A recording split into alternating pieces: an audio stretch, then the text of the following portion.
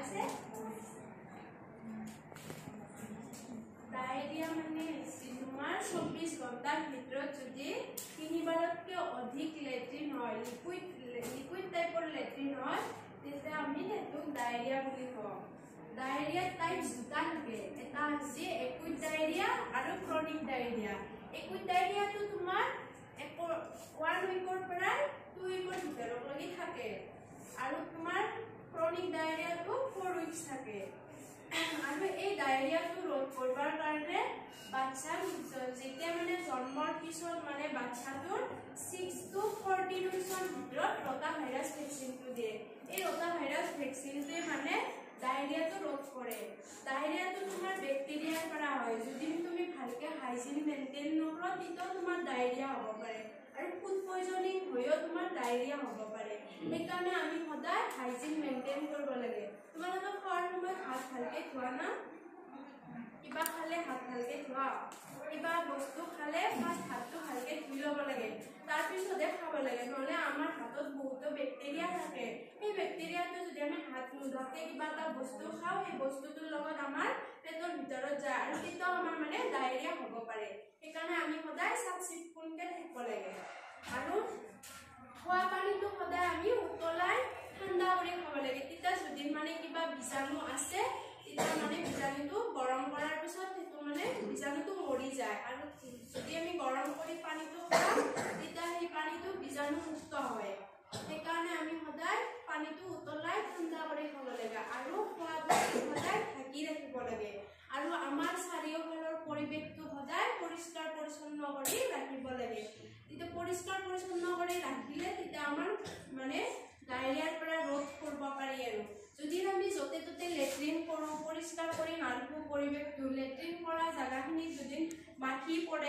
পৰি যদি আমি সেই খাদ্য আমাৰ ঘৰৰ খাদ্যখিনি যদি একো ঢাকি নাৰাখোঁ সেই মাখিটো আহি যদি খাদ্য পৰে তেতিয়াও আমাৰ ডায়েৰিয়া হ'ব পাৰে গতিকে ডায়েৰিয়াৰ পৰা আমি ৰোধ কৰিব লাগি সদায় হাইজিন মেইনটেইন কৰিব লাগে কিবা খোৱা বস্তু খোৱাৰ আগত হাতটো ভালকৈ ধুই ল'ব লাগে তাৰপিছত খাব লাগে আৰু সদায় খোৱা বস্তু ঢাকি ৰাখিব লাগে আৰু যদি মানে কোনোবা ঘৰত ডায়েৰিয়া হয় তেতিয়াহ'লে বেছি ডায়েৰিয়া হ'লে তুমি ঘৰতো ORS এভেইলেবল নাথাকে ন আমি ঘৰতো ORS বনাই খাব পাৰোঁ কেনেকৈ বনাব লাগে জানানে তোমালোকে ORS ঘৰত কেনেকৈ বনাব পাৰি ORS ঘৰত বনাব পাৰি তোমাৰ 1 লিটাৰ কুহুমীয়া গৰম পানী তাতে তোমাৰ 1 চামুচ নিমখ 2 চামুচ চেনি মিক্স কৰি যাৰ ডায়েৰিয়া হয় যদি ঘৰত কাৰোবাৰ ডায়েৰিয়া হয় মেডিকেলত ধৰা ORS আনিব যাব পৰা নাই ঘৰতে তুমি সেনেকৈ বনাই খুৱাব পাৰা